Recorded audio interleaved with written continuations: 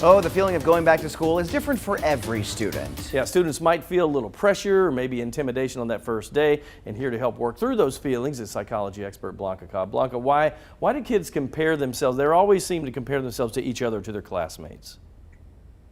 They do. You're right on the money on that one, and it can be a big head scratcher. But what we know developmentally, which has been theorized by psychologist Arent, is that everybody goes through psychosocial stages through life, from when you're born until you pass, until your death. So elementary age, around 7 to 11 years old, this is where children go through this developmental phase, industry versus inferiority. And so what happens here, this is when they're starting to get a sense of who they are and their place in the world as they compare to their peers.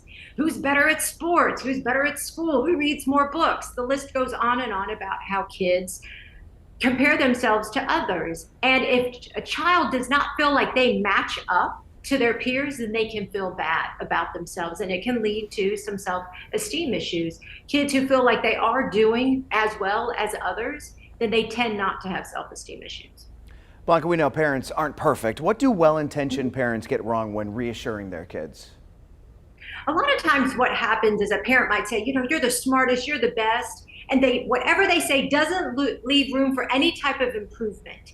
And that's where well-intentioned parents get it wrong. Because what we do know is that we're going to make mistakes and we can improve from those mistakes. Also, if parents seem to give their kids a lot of attention or high fives or kudos around success only, not effort, then kids start to evaluate and determine, okay, it's when I get an A, it's when I succeed, it's when I'm the captain of the team, and the list goes on of when I'm going to get mom or dad's love and attention. And that places unrealistic high standards on the children.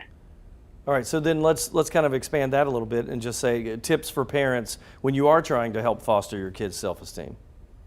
You really want to focus on the effort. The outcome is important, absolutely, but also the effort. Do they struggle? Do they give up immediately, or do they persist? And then how are you helping them? Realize this, part of winning is losing. You've got to fail in order to succeed. Yeah, and you also have to balance that realism also, right? You know your children's strengths and their weaknesses, but if they have a weakness, you can continue to help them learn more skills.